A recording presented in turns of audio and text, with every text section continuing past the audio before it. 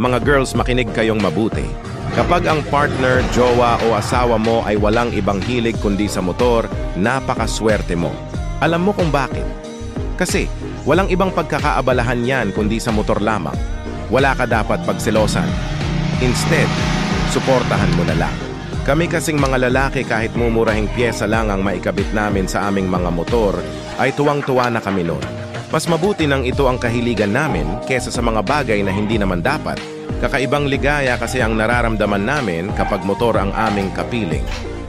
Hindi din naman kami nakakalimot sa mga responsibilidad namin sa inyo. Tiwala at suporta lang naman ang hinihingi namin. Mga boys, pakitag na lang mga jowa, partner o asawa nyo sa video na to. Salamat!